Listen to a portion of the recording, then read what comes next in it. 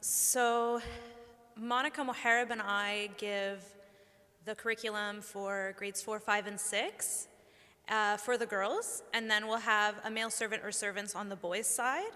And I'll tell you a little bit about what we're teaching them in broad strokes, not all the details. And I'll tell you about the differences between what's going to the girls and what's going to the boys. So just a general outline of what we're doing with the kids is that there's a different curriculum for each grade, building on the past years, and you'll see how that works out. And then we're trying to get ahead of the Ontario curriculum at each point. So I'll also show you what Ontario schools are teaching at each of these grades and how we're going to try to get ahead of them so that the kids hear it from us first. The concept Abuna was saying earlier, we want to be the first movers on these topics so that the kids understand it from the church's perspective, so there's no confusion when they hear it later. And then we're separating the boys and girls for the topics. Boys learn it with their servants, girls learn it with their servants, and they're learning also specific anatomy that's specific to their gender so that they are understanding themselves, their bodies, the changes they're going through.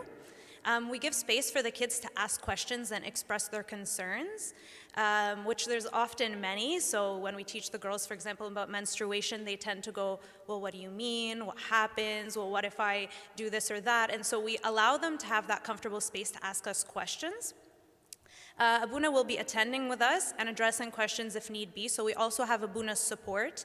And the parents are welcome to attend and hear what their children are hearing, and also to see the questions that their children and other children are asking.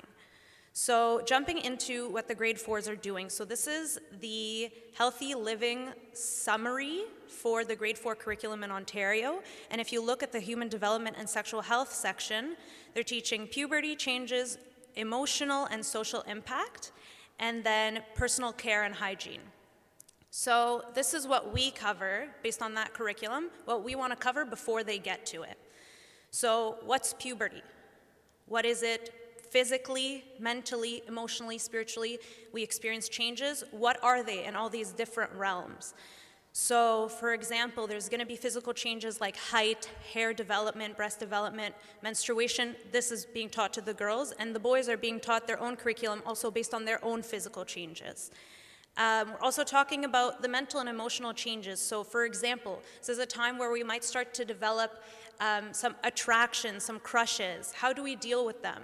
How should I act on a crush? And what's the difference between this crush or this attraction and true love? How do I not mistake, my grade 4 relationship for true love?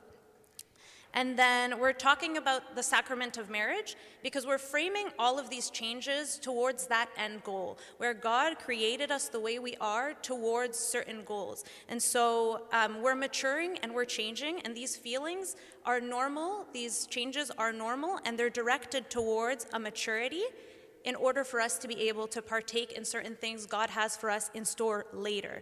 But it's important that we don't rush towards these because there's a mental, emotional, and so on maturity that comes with those decisions later. Moving on to grade 5. So the Ontario curriculum tells us that they're going to study the reproductive system, menstruation, spermatogenesis, self-concept, sexual orientation, emotional, interpersonal stresses in puberty. So this is what we're telling the kids. This is what we cover with them. So we remind them of last year, how we were experiencing changes during puberty, and then we introduce sexual intercourse to them. So we have a video for the boys, we have a video for the girls. They are different, they're separate, and they're specific to them. And then this is just an anatomical explanation of what is happening. The kids often already have a concept of what sex is, but they don't necessarily understand the details of it. And so we're making them understand it in a true scientific sense, but also through the perspective of the church, of this is what happens between a man and wife in marriage. Your body was created special. This is why God gave us the anatomy he gave us and how he designed us in this special way. So it's all taught through the lens of the church and through God's creation. We give them a question and answer period right after we show them this video because the kids tend to have a lot of questions and a lot of clarifications because some of the concepts we're introducing are very foreign. So we'll say, when the sperm meets the egg, and this is very foreign to them. What do you mean an egg, like a chicken egg? So they're very confused. It's a bit abstract for them. So we teach them the anatomical progression, and then we allow them to ask their questions and get clarifications from us. We'll also address gender identity since this idea of self-concept is coming up in the curriculum. And this is a concept that if they're not hearing about in their curriculum at school, this is even something that they will be seeing around them amongst their friends. So it's important that we address gender identity. What is gender? What is sex? What does it mean that someone thinks they are X or Y or Z when they are physically a boy or a girl, and so on. Also going to talk about the church's understanding of sexuality as a gift from God and an expression of love that unites husband and wife. So as opposed to what is being taught outside of the church, that it's okay, it can be just for fun, or it can be just something that I can do carelessly. We express it in the context of the church. And we also teach them that this is not something bad because it is from God. We know that it's good and it's a gift, but we have to know how to use that gift. Then again, we bring back the concept of the sacrament of marriage as we introduced it the year before, and so you're seeing how we're kind of building. And we talk about how man and woman become one flesh, and that this is through this union and sexual intercourse. And then we also go back to how attraction and sexuality are normal. We go back to what we taught them last year where, okay, I may have crushes or attractions and how to act on them. And then we go forward and say, okay, well, we have to have the full maturity to act on these things. So these are good things, God has given them to us. How do we act on these things in the right time and place? So if the example we give them is when you ride on a roller coaster and they give you the sign that says you must be this tall to ride, they don't do that because they're mean. They do that because if you're any shorter, you might get hurt, the seatbelt might not fit you right, whatever it may be. And so we say the same thing. Well, why does God tell us, okay, don't do this unless you're this tall, like unless you're in this place? We say, well, people shouldn't be getting married, for example, if they're not financially mature, if they don't have income coming into their family, if they don't have the mental or spiritual maturity. In the same way, we don't engage in sexual intercourse without having the maturity, and thus we don't get married without having the maturity. So all of these things, all of this maturing and changing is coming to a head in marriage, but we have to wait to be mature in all aspects. So we're not only limiting you in this physical way, but you need to be aware of how the maturity plays into all parts of our lives. And then we talk about misuses of sexuality. So that includes lust, homosexuality, sex outside of marriage. You guys can see that sexual orientation is part of the Ontario curriculum. And so we're addressing it with the children. So why is homosexuality stepping outside of this gift of sexuality? Why is it a misuse? Why is premarital sex or sex outside of marriage a misuse? And then after that, we tell them, we turn them back to repentance. So okay, we talked about these misuses of sexuality. Let's talk about repentance and how no matter what, we always return to Christ. So this is the ideal, this is a gift, this is how we use it, but no matter what, we always return in repentance to Christ. Because the reality is, even if there's missteps, we want them to know that no sin is too great for God to forgive it. So always run back. Lastly, for grade 6, they cover sexually explicit media and understanding of puberty changes healthy relationships, decision-making, and consent. So historically, with the boys, we've covered pornography. They tried it one year. This was before my time. We inherited it from another servant. They tried the pornography talk with girls, and it was a bit too much for them. So they hadn't been introduced to it to the same level as the boys. I'll tell you guys that since that time, it's been a few years, I'm sure that there's been more of a progression for the worse, unfortunately. But still, it's going to be slightly different focuses at this point for the boys and girls. So for the boys, we cover what is pornography, how does it find its way into our lives. So it can be in ways that we don't really think about. So like the magazine, at the grocery store, movies, books, etc. So it's not just the obvious ways in which we may imagine what is pornography. What are the dangers of pornography? What are the consequences on my life and on my future, on my relationship with God, on a future marriage? What are the consequences of this? What do I do when I encounter it? So I should name it, I should identify it, I should do X, Y, Z. So what do I do when I encounter it? Because inevitably they will encounter it in their day-to-day, even unintentionally, pop-ups on a computer, or like I said, like magazines at the grocery store, where they're just walking in the grocery store and they're hit with this kind of imaging. So how do they address it when they see it? And then the importance of the eyes, and that the eye be good. So how do I deal with my senses and what they perceive? With the girls, we're taking it in a slightly different but similar direction, where we're going to speak to them about lust. So in a way, both of them are about lust, more of a heavier focus on pornography with the boys, and a different focus with the girls. So we're talking with the girls about the sacredness of our bodies and the gift of sexuality God has given us, and how to protect and not misuse it. How, again, with sexually explicit media, this can include like social media, pornography, music videos, movies, so it's not limited just to pornography. How women are objectified in the media, and how this can affect our self-perception as women, where if I see that that's what a woman is, then maybe that's how I should dress. If I see that that's how a woman is, then maybe that's how I should act. So how does this affect our self-image and our self-perception as women?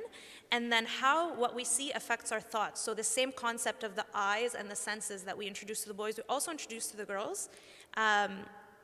And then we also talk about how society teaches us to dress and act in a way that is to attract eyes towards us, to attract others. And what's wrong with that? So what's wrong with the way women are portrayed and women are taught to act? And how do we live according to our relationship with Christ and not according to these media examples of sexually explicit media and what the world tells us to be? So that's all from me. I welcome any questions if you have any. That's just in broad strokes what the curriculum is and what we're trying to counteract with the children. Yeah. Angie?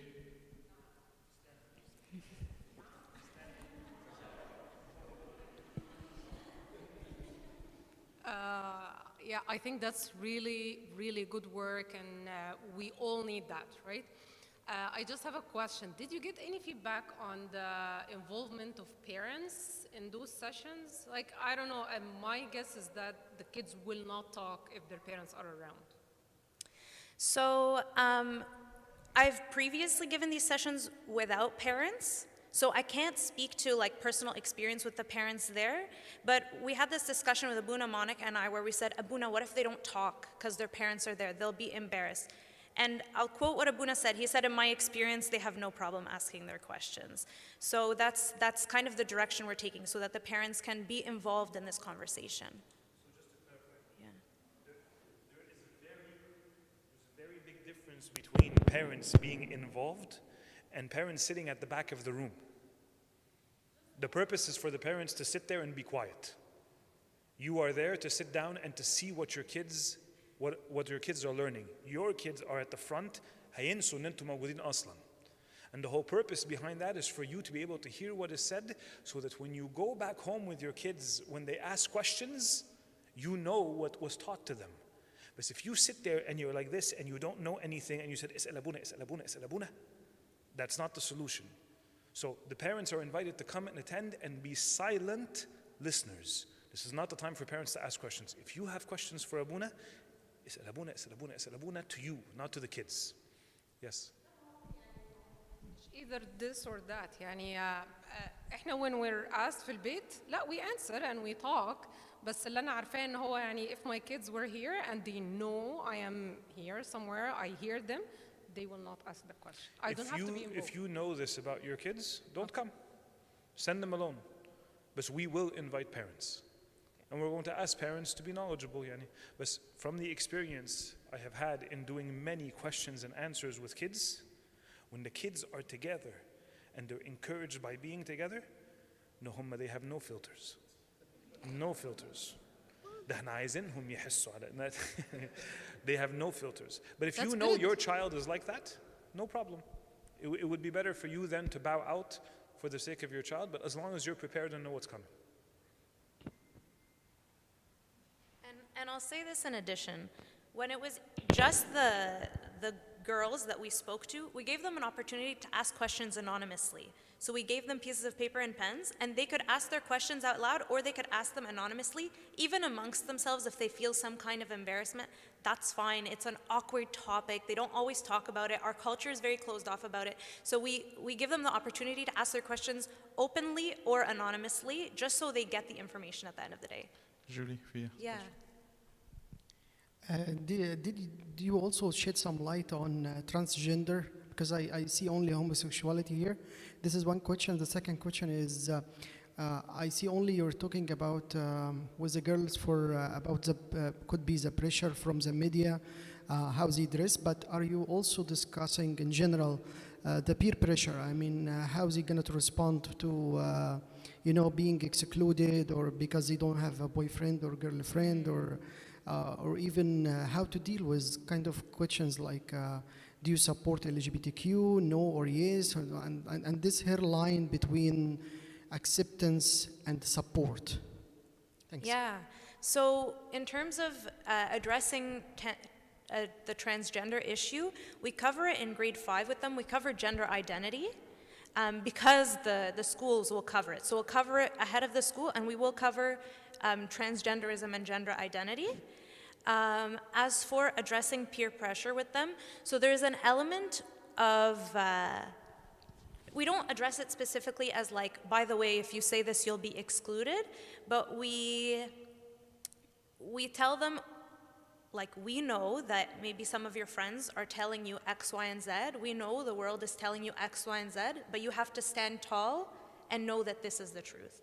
And so there's an element of like, we don't do this because this is easy, but we do this because this is true. We don't believe this because X, Y, Z, we believe it because it's true. So because these are very dense topics and they actually take a while with the children because there's a lot to cover and a lot of questions, I don't think we'll have much time to go deep in the peer pressure aspect, but we definitely do highlight that they will receive pressure from the outside, but that this is the truth and this is the teaching of the church. You asked one more thing.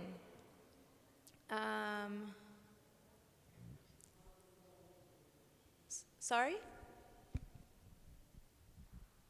How they can respond to the questions like, you support LGBTQ, so it's the same thing, like going the same stream. So this is here, like hairy line between acceptance and support by being, dressing, or act as even others. Mm-hmm.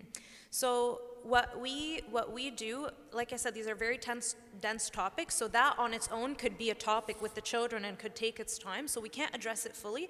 But what we do cover is that regardless of the sin of the person in front of me or of the beliefs of the person in front of me, Christ teaches us to love. So we tell them, listen, we're not teaching you to be homophobic. Like, we don't hate people because they're gay. We don't hate people because they're transgender. That's not correct, because God didn't hate anyone. Christ didn't hate the sinners that came to him. But rather, we teach them, but this is the truth, so this is what we believe. So we're teaching you to reject sin, but we're not teaching you to reject people or to hate people. So that's the couple of sentences that we can highlight within this big topic. But unfortunately, that could be its own topic, so we can't address it in any more detail than that. I used to teach my kids also. I'm trying, and I'm asking them not to be negative, because all of this is kind of negatively acting, is kind of reacting. But I always say, well, we're not created as Christians or called by God to be Christians, not to kind of just to defend, but to be a leader. So it's always like you are called to be a leader. So if you believe in something which is for the best of the humanity, as God asked you to be, then you are asked to not to only defend your case, but just only to lead others to the light as God asked you to do. Thanks. Mm-hmm. Are you supporting this as well? I mean, it's kind of getting them not be kind of, I see it's only negative, I mean kind of defending, but always like get them to the positive side as well. Thanks. I'm not a parent, so I don't want to speak out of turn and say like, this is great parenting, keep doing it. Like, I don't want to comment, but I think it's great not to just tell them like, don't do this, but to tell them this is who we are and this is how Christ created us. So as a person I support, I'm not a parent though.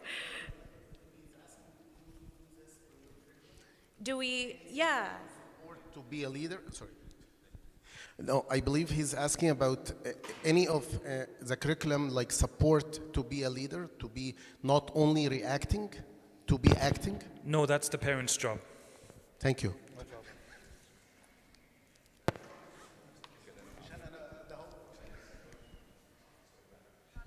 Sorry, last comment.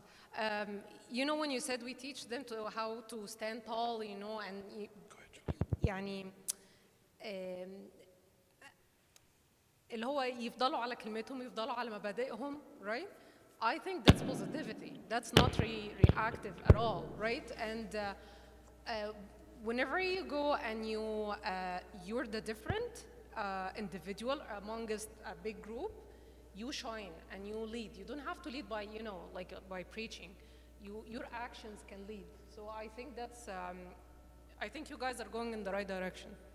Yeah, so we're not addressing leadership so much just because we're like trying to target like a very specific problem with a very specific solution, but nothing is disconnected in life, right? So it's not disconnected from leadership, it's not disconnected from being a light and salt of the earth, like it's not disconnected because life is not in compartments, but we're targeting a very specific issue with a very specific solution because we see that whole.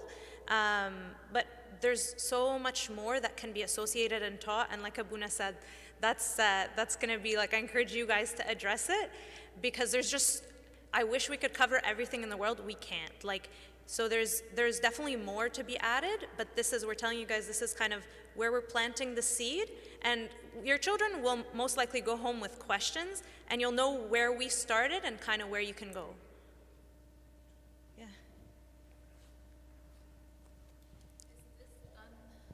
Convention, or is it done in a weekly meeting beside church? I'm just wondering on how you're presenting it.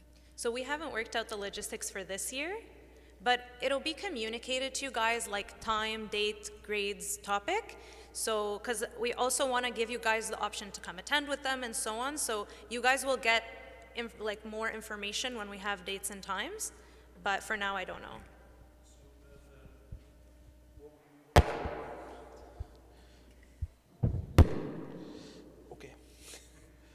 What we've done in the past and what we're going to also do again this year, we know that this rolled out in the schools at the beginning of the new year for grades 4, 5, and 6. We're always going to be giving it in the summer prior to them going in September.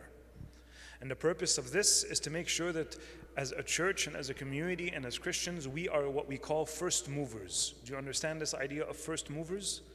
So there's this really beautiful image that is created in the minds of those who study psychology, where the mind of the child is a fertile ground. The first person who claims that ground by planting a seed is the person who has now managed to be able to place something there that will grow fruitfully. If someone comes and says that's not what's supposed to be there, after something has already been planted, they have a much more difficult job.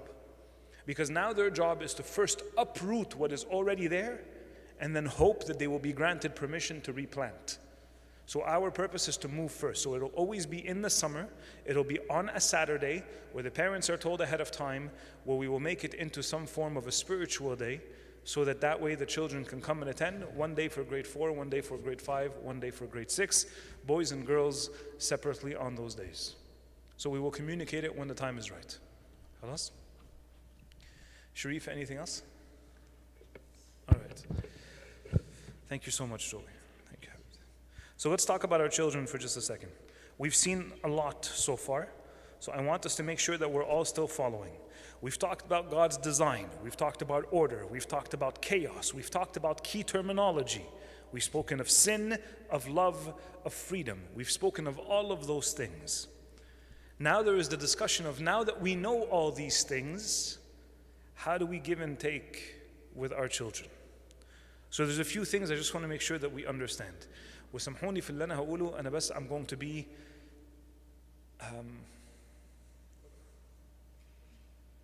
أصل إحنا طيب. The first thing I really want to make sure that we understand as parents is that if you're not praying about this, then there's a problem. There's a problem. Humanity as a whole is under the warfare of the devil. But right now there is a fight for our children. Right now there is a war that is waged where the devil wants to claim the minds and the hearts of the younger generation so he could use it in the future. The devil wants to put our children under attack. If I am the kind of father who sees my child being attacked and I do nothing, I don't know what that says about me as a father. If I'm a mother who sees my child being attacked and I do nothing, I don't know what that says about me as a mother. So because I know that we are not fighting against flesh and blood, وعلى فكرة احنا للأسف احنا كتير قوي بنفكر بس في ايه الناس دولة. Our problem is not those people. Our problem is bigger than that. St. Paul says it, we fight against principalities and against spirits of evil and of darkness. Our problem is much bigger than this. If you are not fasting and praying for your children, we have a problem. This is number one. Don't tell me that you want to raise your children right if you are not praying and fasting for your children. The second thing is please be a model. Please be a model of what it looks like to be a Christian to your children. I was just giving an example earlier. If I am a father, when I'm trying to communicate to my children that there's a specific group of people who are very evil, they don't believe in God, and they hate God, and they claim that God has a different name, and God has a different purpose, and God is not the God of Christianity, He's a different this and that, and this is a group of people who believe certain things, and I communicated with anger, and with hatred, and with sarcasm, and with judgment, and as a child, if my father is teaching me this, even though there is something truthful there, I will walk away saying what? Baba wants me to hate those people. Because Baba clearly hates those people. If this is the method by which we're going to convey the message, we have failed miserably. We must be able to communicate the truth to our children in love, or else they won't understand. وعلى فكرة, love does not mean إن أنت ملطشة. It doesn't mean that people get to walk all over you. You can be bold, you can be courageous, you can be a leader, and you can speak the truth in love. There is nobody who's going to convince me that our Lord Jesus Christ was weak. He was not weak. The Lord Jesus Christ was not a pushover. He was not something that He just let people walk all over Him. No. The Lord Jesus Christ spoke the truth and love, and He had the discernment to know how to save the sinner and how to call others to repent. The same one who said to the sinner woman, I do not condemn you, go and sin no more, is also the same one who stood in front of the Pharisees and said what? The gospel of today. Brood of vipers, hypocrites. The same one who did this also did this, but He did both of them in love. If I don't know how to be loving, then everything I teach my children is going to be a problem. When we speak to our children, always teach them to think. What do you mean when you say that word? You just said love. What do you mean by love? What is your understanding of love? Your friend talked to you about identity. What does he mean by identity? What does she mean by identity? You spoke of freedom. What does that mean? Unless we first agree on terminology, then we have a problem. مش هنفهم بعض. There is absolutely no shaming, no defaming, no making fun of, no saying على فكرة ربنا هياخدهم ويرميهم كلهم في النار. إيه هو ده? What is this? There are some people who do this even until today. They stand at the corners of streets and they wave. All homosexuals will go to hell. What is this? What gospel are you preaching? What gospel are you preaching? Somebody might say, well, you know, St. Paul said it. St. Paul said it so he can call people to repentance, not so he can take the Bible and beat someone with it over the head. Where is Jesus in this? Where is the love? If there is shaming and defaming and labeling, we have failed.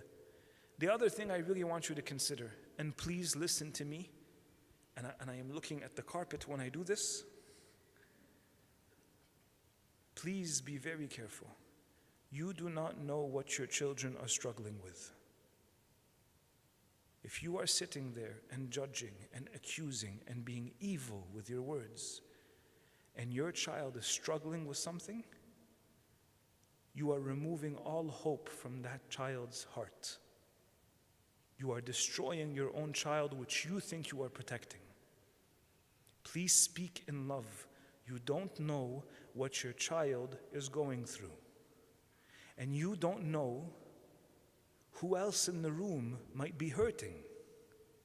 You must be like Christ when you have these conversations. And we must speak the truth about God's design and not compromise the truth. And we have to be compassionate. Before we get into the case studies,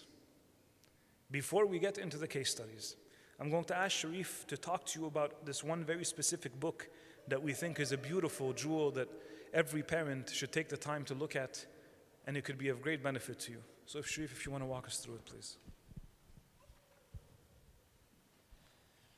All right. So one of the big things that we all ask is, okay, so what do we do? What do we tell our children? What do we teach them? Right. So that's one of the biggest things. And here's the big news. It starts from very, very, very early in their age, even as children, very small children. That's when it started. Not again age appropriately, but it starts then. It's back to Abuna's first movers concept, when you plant the seed. So what this book is, it's a book that was written by a father from the Coptic Church in the U.S., and there is a psychologist, Dr. Marguerite, I think is how she's spelling it. So they've written this book, and what this book is a curriculum. It's age by age, grade by grade. What are some of the concepts that we need to seed in our children? It doesn't just tackle like same-sex attraction. It tackles purity in general, so sexuality in general, because there's some aspects that are, like can we have sex before marriage? That's a whole other. That's not homosexuality, but that's purity, and so it tackles everything at the same time. I have the link for the book here, but we can somehow send it to everybody, just if you wanna get it off Amazon. So is the book perfect for your situation? That's not the point. It has guidelines, right? So you can take it and see where you are and see how you fit it in. This is, and I called it intentionally a sample because it is a sample. This is not the full content of the book, obviously, but I just wanted to show you a few things. First, you can see it starts from KG 1 and 2. This is where we need to start planting, is concepts like our body is holy. God wants us to protect our body. Differences and similarities between boys and girls. This is, when you look at the content, it doesn't get into like anything, that we think is, again, our culture thinks is taboo. No, but we have to start talking about these things. That there's a notion of boy and girl, that there's a notion of this and that, like in all these things. How holy is the body that God is giving us. And then grade 1 and 3 and so on and so forth. So I don't mean to go in line by line, but I wanted to show you how early it started, or it starts, and how far it goes and evolves and so on and so forth. So this book takes care of KG to grade 10 and 12. You'll get the book, you'll get a sense of, it's meant for Sunday school. So churches should give that in Sunday school. That's not the point. If we as parents do not have the conversations in our home, we will get into a situation where our kids are always not going to reveal things for us because they feel that we are going to reject that concept or those questions. If we are called to be leaders, we have to get our hands dirty, for lack of a better term. We have to get into the messiness of the topics and be able to be comfortable with that, because our kids are not going to be comfortable with it if we're not. So we have to get into it. So again, wanted to kind of word of caution, this book, it's worded as if it's a curriculum for Sunday school. Take this, and this becomes your guide as a parent. Don't rely on Sunday school to teach this. Sunday school will do what it can, but it really starts at home. It doesn't go for there for that. So that's, yeah.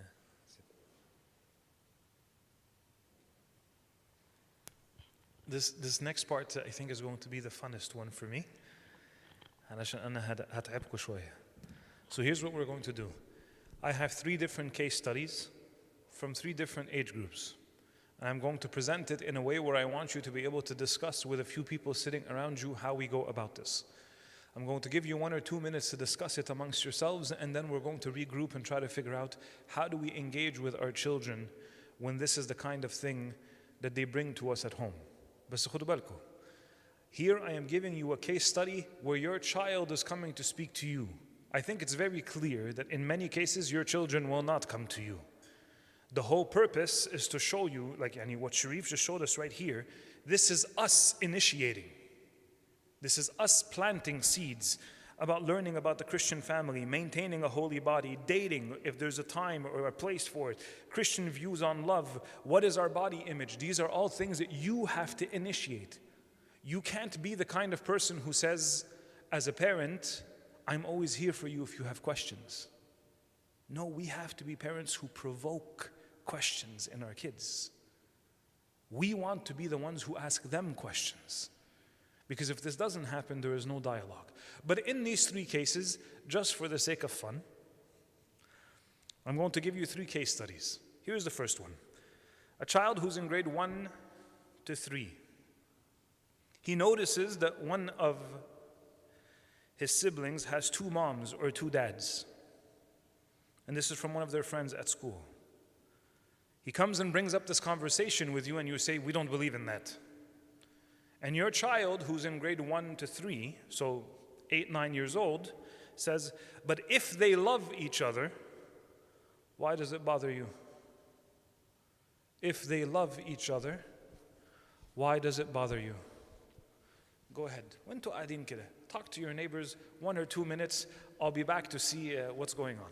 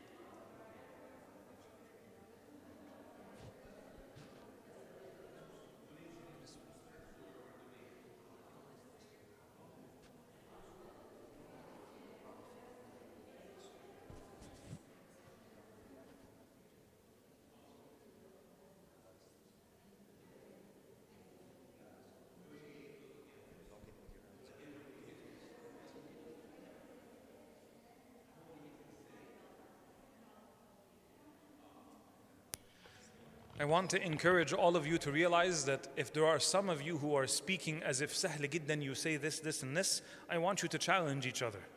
Answer the way your 9-year-old might answer this person. Okay? Because it's very nice to think that everything is quick and easy.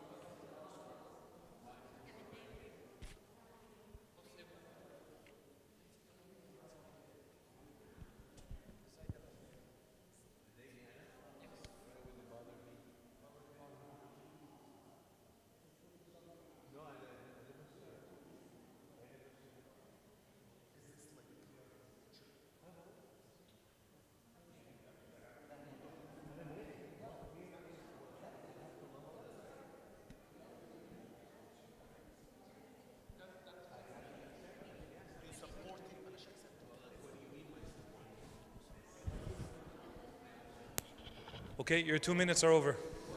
Turn around and face me. Your 2 minutes are over. Your 2 minutes are over. Your 2 minutes are over. Sorry? Again, yes, absolutely. I understand that what I just did here was cause, I threw a bomb and I walked away until you're picking up the pieces. This is good. This is good because now you're getting an idea of how maybe ill-prepared we are to have these conversations. The other thing I want you to realize is that as you're speaking, you might begin to realize, I'm using terminology that I haven't yet clarified to him what this means. I'm using this word, but I don't know if he understands what I mean about using this word.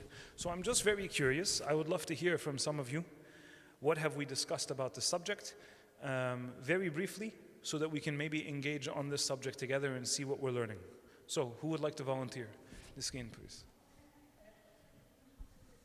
Why does it bother you؟ احنا ما قلناش ان هي bother me اساسا. يعني انت حاطط مشكلة هي مش موجودة. انا ابني مش هيجي يقول لي why it's bother you. هو يقول لي ده normal هرد situation. عليك زي الطفل. You said that this is not right, which means you stand against it, which means it bothers you. So I'm saying, انت متضايقة من ايه؟ انا ما شرحتش، هو مش bothers me، انا شرحت السيتويشن لان انا اتحطيت في الموقف ده. بس انا قلت له دي مش الناتشرال اللي ربنا خلقها. احنا الانجيل عندنا بيقول ادم وحواء ودي الطبيعه. انا مش باكسبت السيتويشن، انا باكسبت البيرسون. Very good. So what we've done here, وعلى فكرة, please don't take it personally when I do this. And هدفي is to provoke reactions, right?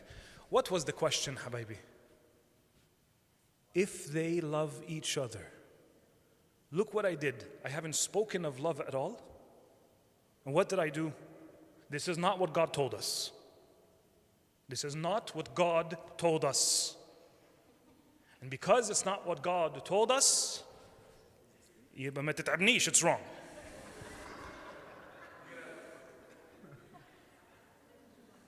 So, طبعا I'm exaggerating. But I want you to understand, this is the kind of thing that will do one of two things. Either the kid will say, this is useless, you haven't answered my question, you haven't convinced me, or the child will say, speaking to you is useless. Speaking to you is useless. I don't want to have these conversations with you, okay? But I want you to realize why I put, why does it bother you? Why did I put, why does it bother you? Because this is really how our kids think, and this is exactly how they are being taught to speak.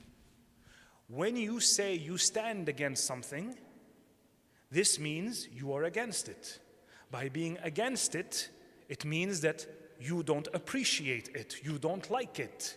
If you don't like it, clearly it bothers you. So I can jump all of these things and say, why does it bother you? So the idea is to say, no, Habibi, it doesn't bother me, but you should know it bothers God. And because it bothers God, it must bother you. خدوا بالكم, again, I am doing this sarcastically and I am doing this in a way that might provoke certain thoughts because I want you to realize that this is not the way to fix the problem. Hey, كده حبيبي, this is the standard and that's the end of it. I want to hear from here. أنا شايفك يا هاني, but no, I'm going to take some questions from here. Yes. Mean? Go, Sherry. Give it to Sherry. There's two other cases على فكرة. يلا Sherry. She doesn't want the mic. She's allergic to the microphone. حد ياخد the microphone. Go ahead, Rasha. ما وصلناش لحاجة قوي يعني ابونا, بس we were saying يعني to go back to the what's love. Very good. Very good. So how, remember, we just talked about the importance of using terminology. The child here is making a statement. The child is saying they love each other. ما ينفعش أسيب النقطة دي. Because if I leave it, I am in agreement. So the question then is to the child to remember, the purpose is to create dialogue, to be able to engage in conversation, to understand how my child thinks, and for me to see how I can introduce something new. So here you pointed out something huge. What is the definition of love? So when I ask my child who's making the statement, they love each other, why does it bother you? I can easily make the statement and say, love should never bother me. But what do you mean by love? What is your understanding of love? Taban, when the kid is in grade 3, he might say, love, love, you know, love, love. Right? And believe me when I tell you this, when the child is in grade 1, and I ask him a simple question, Tab, is all love the same? You say you love ice cream. Do you love ice cream the same way you love your sister? Tab balash, do you love your sister the same way you love your mom? Tab balash, do you think that I love my mommy the same way I love my wife? Tab balash, do you think that's the way that Jesus loved us? What love are you talking about? If I go back to isolating the definition, I can now begin to engage in planting seeds. You see, we're so focused on saying, I must prove to him in this 90-second conversation that 2 moms and 2 dads are not allowed. Why? Can we take it one step at a time? If you, in this conversation, you can begin to properly define love with your child, you have taken huge steps. Huge steps. But we have to begin the dialogue. What do we mean by love? And you're right, love should never bother me unless the love you're talking about is not the one that we are supposed to pursue. The same way that I am sure there are many people who love their country and they are willing to kill for their country. Is that love? Is it? Well, there are people who are willing to die for their country because they're patriotic. And I will kill anyone who stands against the country. Is that love? Tabbalesh.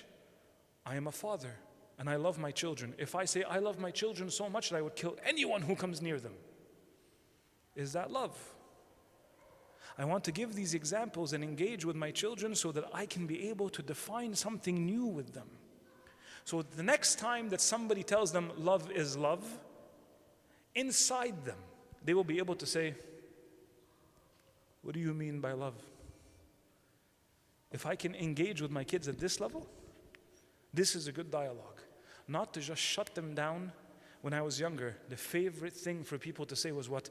God created Adam and Eve, not Adam and Steve. Can I just be honest with you? This expression made us as young people growing up in the church, we would want to run out of the church and say, we never want to have this conversation with another Christian again. Really? And we think we're so cute, يعني وإحنا بنقولها. This is horrible. This is horrible. Now we're not having dialogue. لا ده أنا عايز أكتم نفسك وأقول لك هو كده. That can't be the conversation. That can't be how we dialogue. We're not going to solve this issue. My purpose is to provoke within you movement. Let's go to the next one. Here we go. Case study number 2, grades 4 to 6. So 10 to 12 years old. A close friend comes out and identifies as the opposite gender. A close friend. He was friends with me since we were very young, and now we're in grade 5 or grade 6, and suddenly Billy tells me he's no longer Billy. Billy now identifies as Beatrice. When asked, the friend says that they have always felt this way. The friend tells him, I never knew. I always knew that I wasn't Billy. I always knew that I wasn't just a regular boy. Now I am a girl. Your child tells you, how can it be a sin if they were born this way? You have 2 minutes, discuss.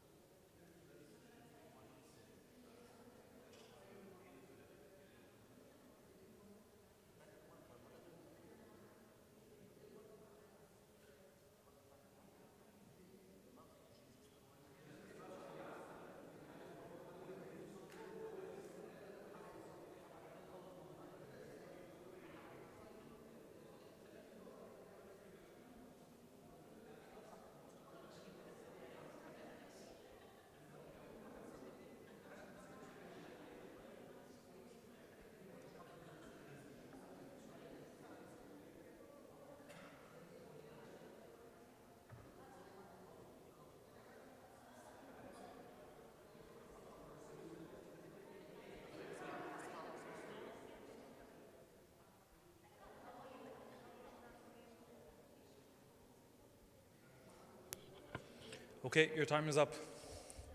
Your time is up. And I want to show something to you very interesting. When we're having this discussion among us, we feel like 2 minutes is not enough. Right? But sometimes when we're speaking to our children, أنا عايز أخلص في 10 ثواني. Right? كده هو كده. This is what it is. مش هنتكلم في الموضوع ده فاهم ولا مش فاهم. Right? We want to finish in 30 seconds, 45 seconds, but when I tell you discuss in 2-3 minutes, you feel like 2-3 minutes is that's not enough time. ده أنا محتاج ساعة. Exactly. محتاجة ساعة. But for you to be able to be open to dialogue, be willing to have your children tell you things that you don't want to hear. How else will you know that there is something there? When a doctor needs to operate and they open a wound that has been festering and is now infected, but they're fully aware that they don't know what's going to come out. They might be there for hours. We don't know where our children are. So it's okay for us to take our time. And this is not time for us to say, بص أنا كان يومي طويل نتكلم في الموضوع ده يوم السبت. No. When this question comes up and the opportunity that comes up, you leave everything. If your child is ready to dialogue, you leave everything. So, let's go to the question. How can it be sin if they were born this way? I would love to hear some of the things that you've discussed. And I said no to Henny and Inji before, so we'll go Henny and Inji. Go ahead, Henny. And then I want to hear from the girls in the back, the ones who are taking notes and figuring out how to be the best parents in the future. Yes. زي ما قلت, we have to set the terminology. So if it's coming to us as saying, how can it be a sin? And we have to identify what is the sin means. Okay. And how is this kind of, trying to, transgender or identify yourself as different has been created. How do you see that this is a sin? So this is the first thing. The second is they were born this way, so I see like they are kind of now complaining that God created them like this, so why it bother me, or why I have considered this. So that's actually very good. It's not that they're complaining, but they're making a very clear statement. They're saying because they were born this way, it can't be wrong. So there is a claim that is being made there that we want to dismantle. So it's good that you picked up on that. Okay? So now we have to, after we identify the terminology why they see it's kind of sin, then we have to go to the mark, which is we missed it. Excellent. I'm going to stop you because I want to hear because I want to come back to this. So Henny just hit on something very important that I think all of us need to hold on to. It's not enough to say, Habibi, what do you mean by sin? And the person says, whatever is wrong. Okay, we agree. No. No. Sin is not simply something wrong. We have to bring it back to meaning sin is missing the mark. What is the mark? What is the mark? Because when we say that sin is missing the mark, that means there is a goal. There is a standard. And here's what's interesting.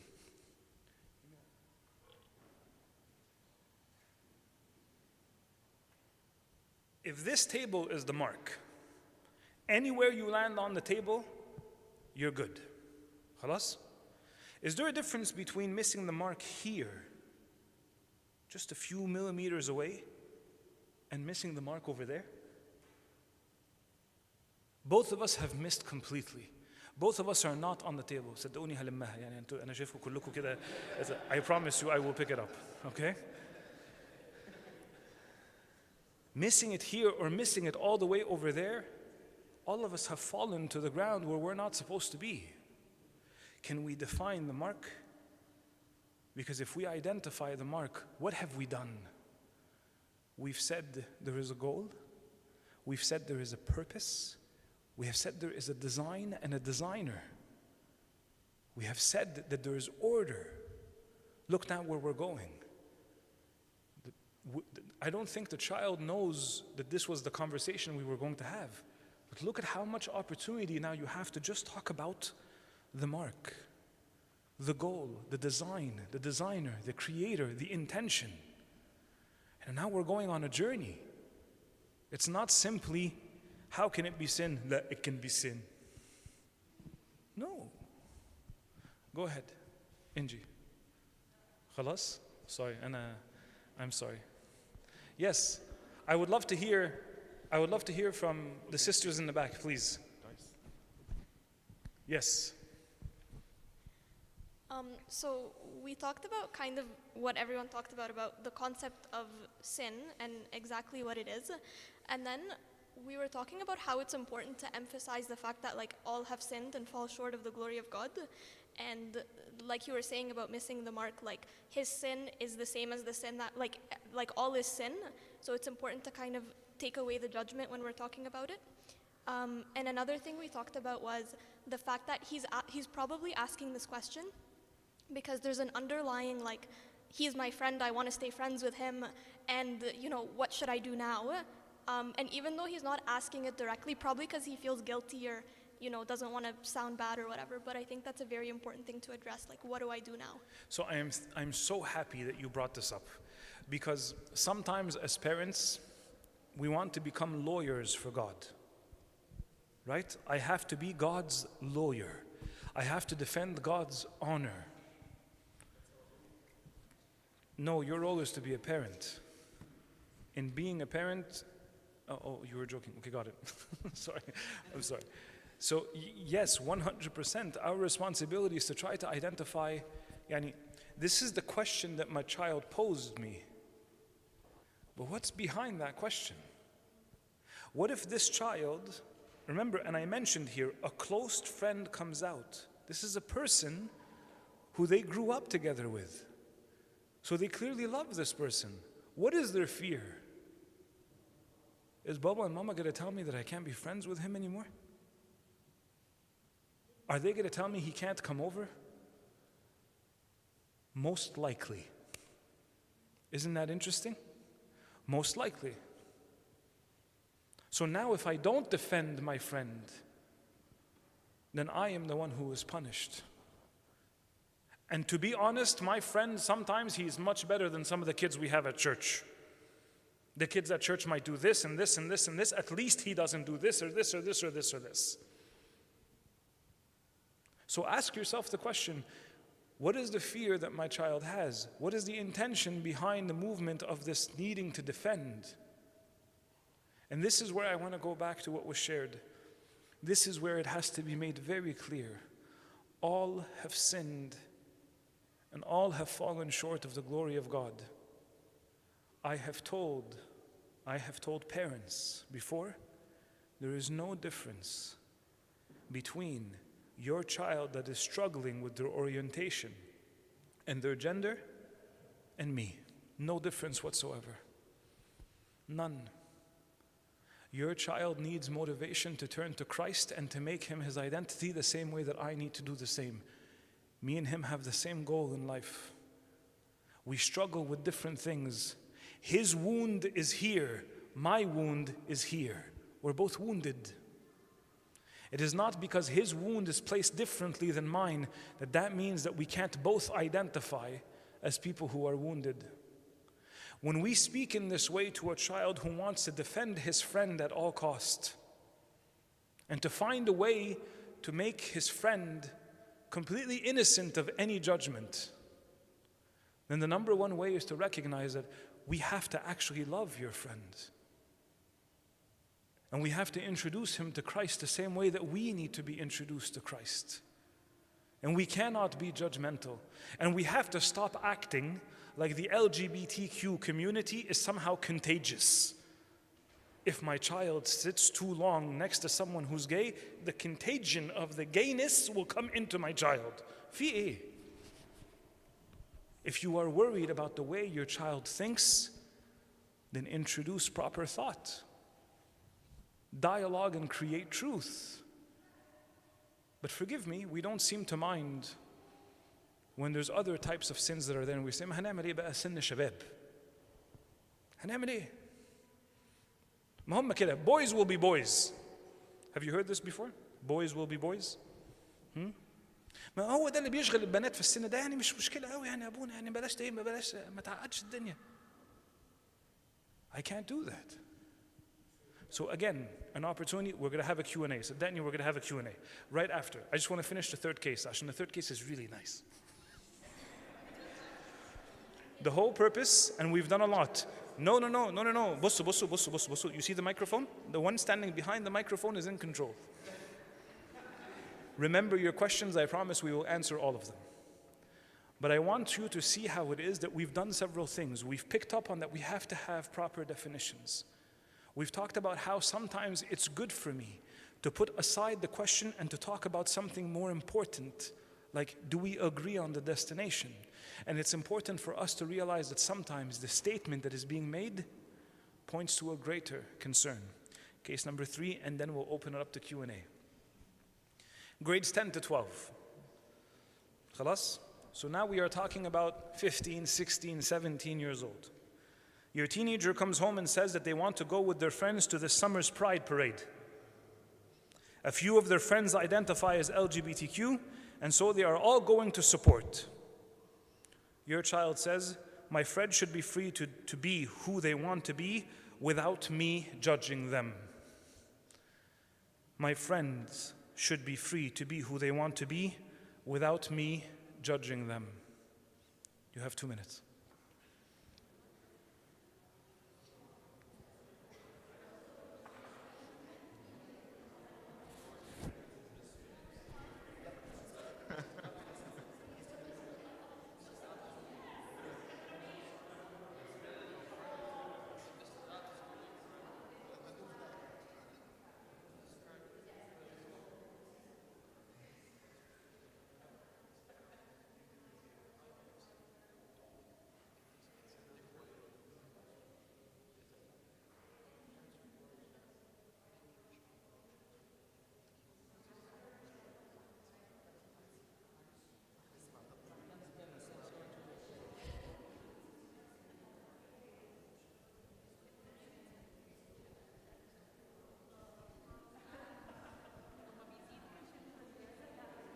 What does she think?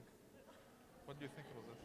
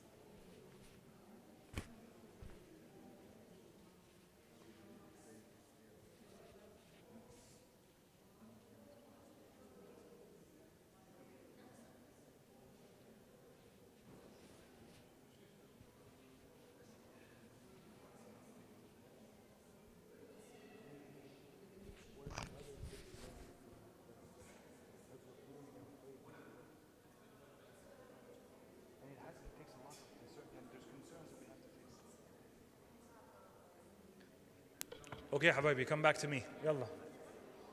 تفضلوا. يلا. Okay, so my friends should be free to be who they want to be without me judging them. Without me judging them. What have you come up with? Can we get the microphone to the group in the back? I'm doing steps.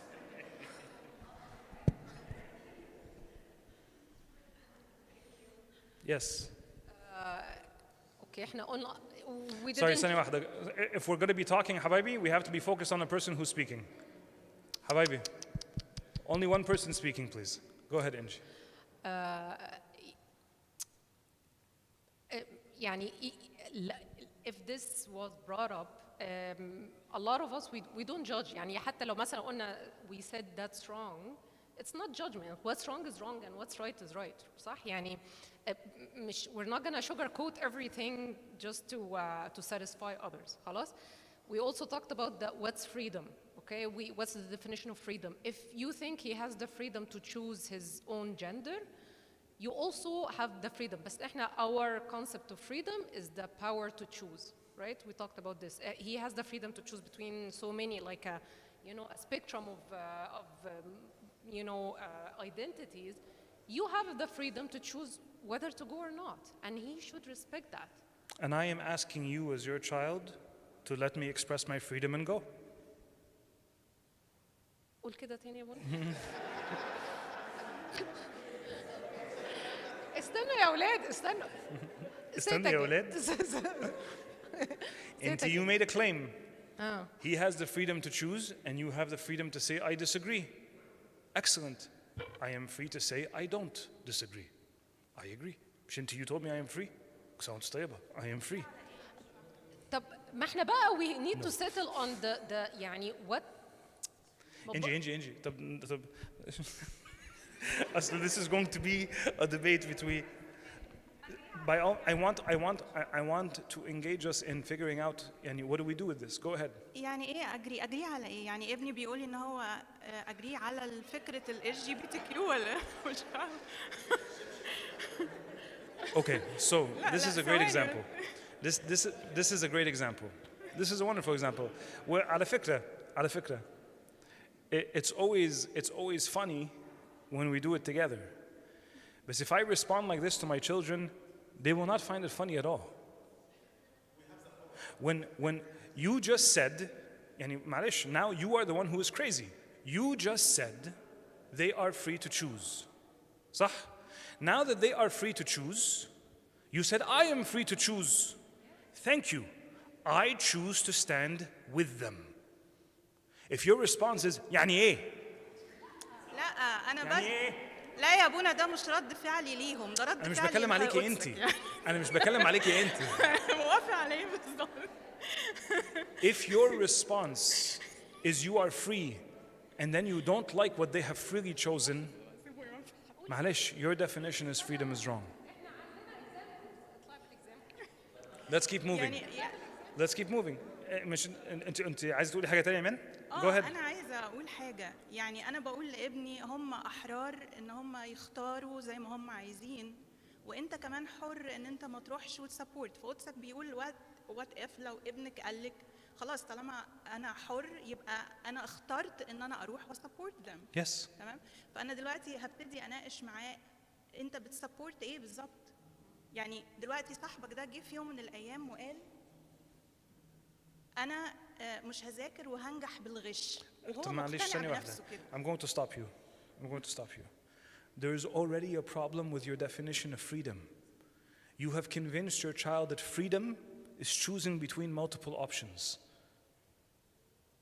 You think this is what freedom is? So I can freely choose gender or opinions or what I support the same way that I choose what I put in my plate at a buffet? Because what have we done now? What have we done? We've said just as they are free, you are free. But I didn't like the freely chosen option that my child chose. So now I'm saying, what exactly are you choosing? دلوقتي أنا اخترت إن أنا أكون بنت ربنا. أنا اخترت my faith. أنا بآمن بربنا يسوع وبكل اللي بيقوله. انا اخترت ان انا اعيش حرة من الخطية. مش دي اختياراتنا كأولاد الله؟ طب No. انا يعني No. انت بلا خطيه؟ انا ما قلتش اني بلا خطية. يبقى اخترتي ايه؟ انا اخترت ان انا يعني اكون مسيحية بحقيقي واجاهد ضد الخطية. اوكي اكسلنت. احنا متفقين، انا متفقة مع اولادي. انا بعمل خطيه في ايه؟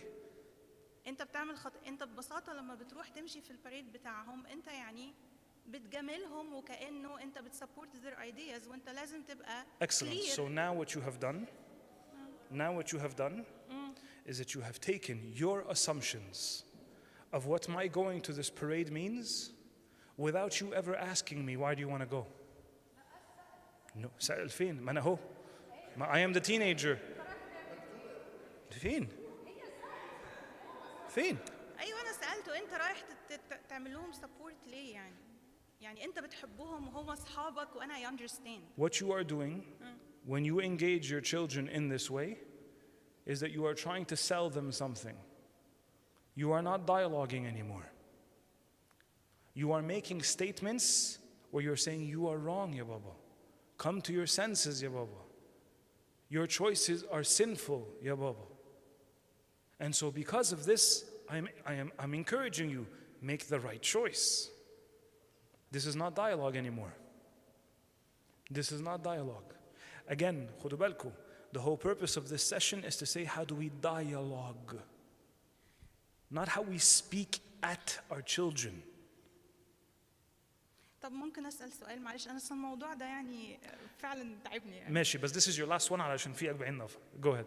طيب اشمعنى الموضوع ده بالذات اللي احنا دايما بنأكد قوي انه لازم يبقى فيه ديالوج مفتوح، وانا ببقى بحسس قوي على ابني وما اقولوش ابدا انه غلطان وانه اختياراته يعني لازم يراجع نفسه والى اخره، مع ان مش بيبقى لينا ما فيش عندنا نفس رد الفعل لو بنتكلم عن اي حاجه تانية خطيه تانية زي الادلتري والكذب والسرقه والقتل والغش والى اخره. ليه في المواضيع دي؟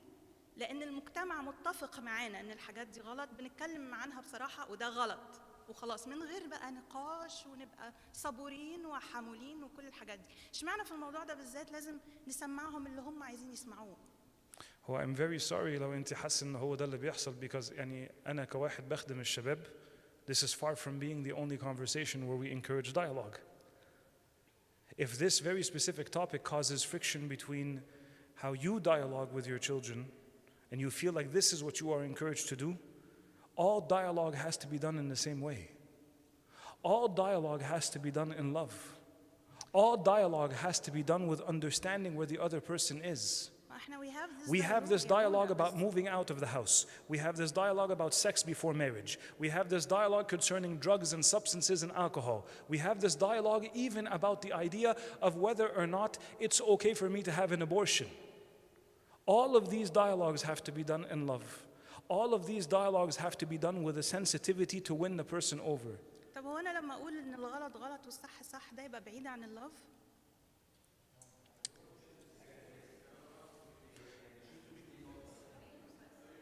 وبعدين انا حاسه لو انه ابني لما بيجي يسالني السؤال ده هو ببساطه كده هو خايف ان هو يخسر اصحابه، هو خايف ان هو يكون لوحده بعيد عن الشله، خايف ان هو ما يبقاش كول.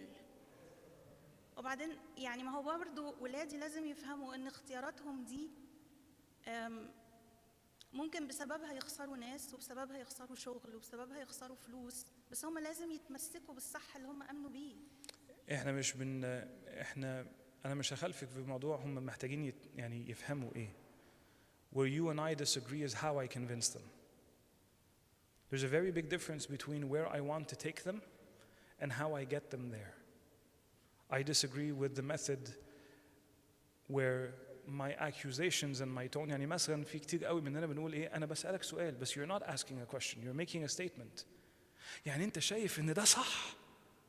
ده مش سؤال. ده مش سؤال. That's a statement. That statement is ايه؟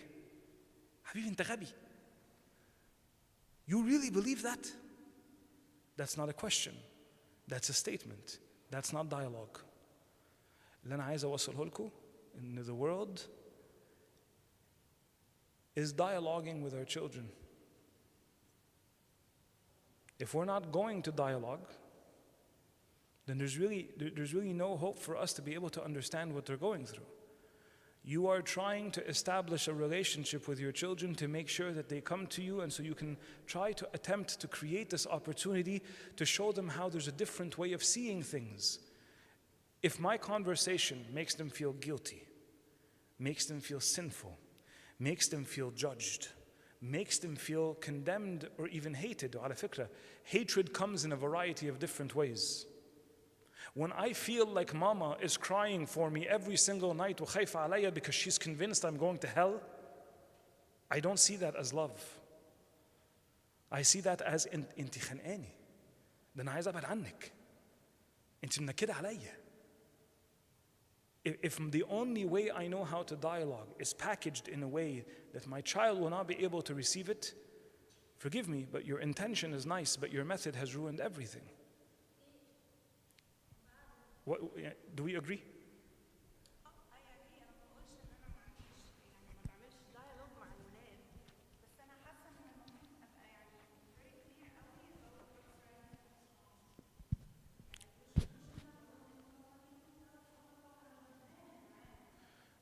طب سؤال, do you feel like there is anything that we discussed today where we are suggesting that we're going to call what is wrong right, or what is right wrong?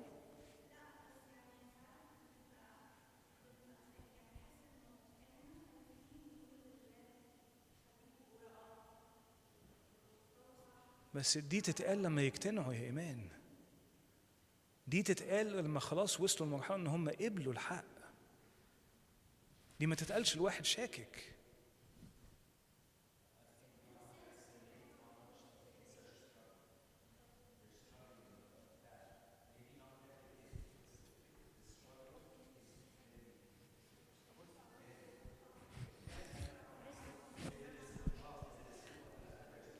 We're going to close this case and we're going to open it back to the Q&A. خلاص? Let's ask our questions freely. Can we make sure to shut off the live stream? There's a question here and then I'll get back to you in a second. ثانية واحدة. عملنا ديالوج وكل حاجة وفي الآخر ما فهموش. هتروح ولا مش هتروح؟ نعم؟ هخليها تروح ولا مش هخليها تروح؟ لا هو خدوا بالكم. ما هو برضو ما هو بصوا برضو يعني معلش سامحوني. يعني ما هو لازم يا ابونا يبقى فيه ما هو احنا. طب هرد عليكي استني ارد عليكي ولا انت عايزه؟ طب اتفضلي قولي لي لما تخلصي. لا انا هستنى انا I'll be patient. Go ahead. انا مستني بس قولي لي لما تخلصي بس.